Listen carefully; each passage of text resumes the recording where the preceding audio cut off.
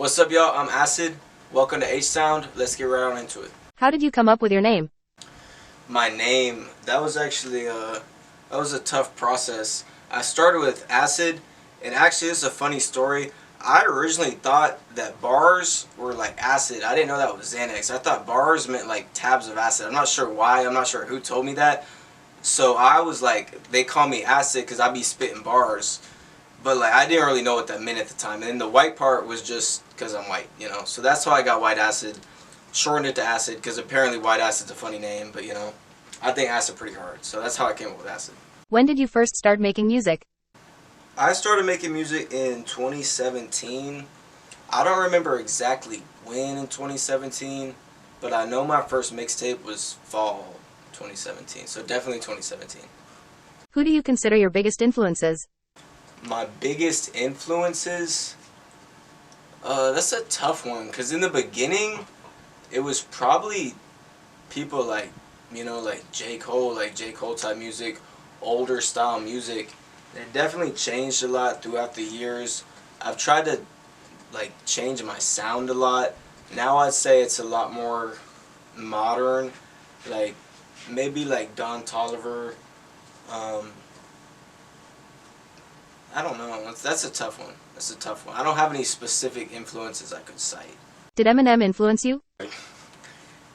Eminem definitely influenced me a bit, you know. You're growing up, you see like, I see like Eminem, I'm like, hey, it's like a white guy, he's just like me, you know, like he popping off on his shit too. You know, so yeah, definitely. Eminem influenced me a little bit, but no one can do it like Eminem. Like, I ain't gonna try to be like Eminem, so you know. But yeah, he's a good influence. How many songs do you make every month?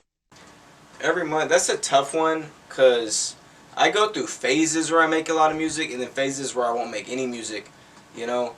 So, I'm gonna just say a solid, like, average, maybe like 5 to 10 songs a month, because there's weeks where I'll make a song at least every day, at least one song every day, and then there's months where I'll only make like one song a month. So it just really depends on how much time I have to be in the studio and my motivation at that point. What was your first job? My first technical job was at a convenience store. Kind of sucked. I'm not really going to count that one because I got paid underneath the table. I got paid like $4 an hour or something. That was pretty much just a scam, bro. I did not like that job. My first actual job was at Pollo Loco. I actually just quit that job not that long ago. I was there for damn near like 5 years. I worked my way to like the top of the company. They were about to make me CEO of that hoe. But you know, I had to leave. I got too good at the job actually. Wasn't enough money and I put too much time into it. So I had to leave Pollo Loco.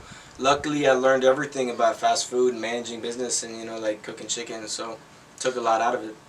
In your music you talk about overdosing. What led up to that and how do you feel about it now? Yeah, I did overdose.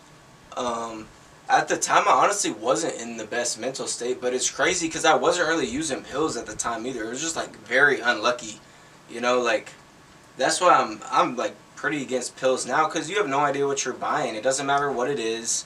Like they got Adderalls with like fentanyl in them now. You have no idea what you're buying, you know.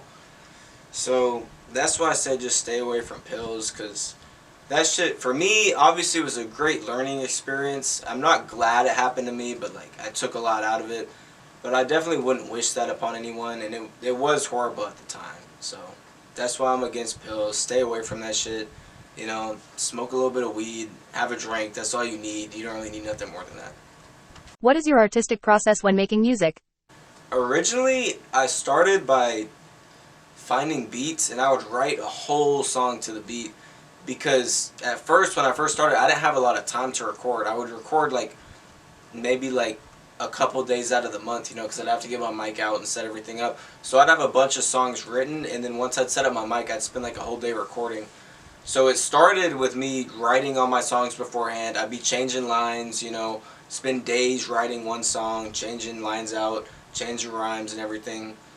But once I had full-time studio set up, I pretty much just started punching in lines. You know, you just go in there, find a beat, lay down a hook, you know, lay down a verse, which is a lot easier. It's very easy to make a song that way. It's a lot of fun. It's probably more fun. But there's definitely benefits to both.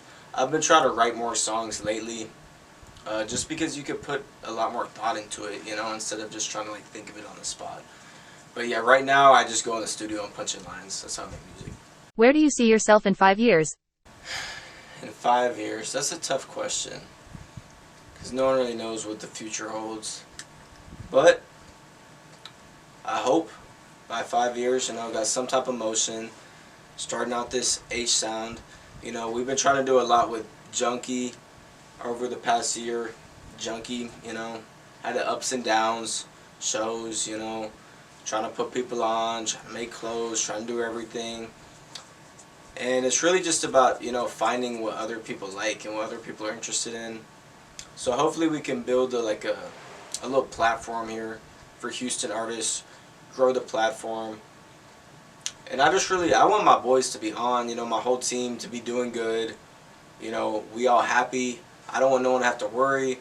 I want my parents' bills paid off and shit, I want to live comfortably and I want everyone around me to be happy, That's really the main goal. So in 5 years, I hope that's where I'm at.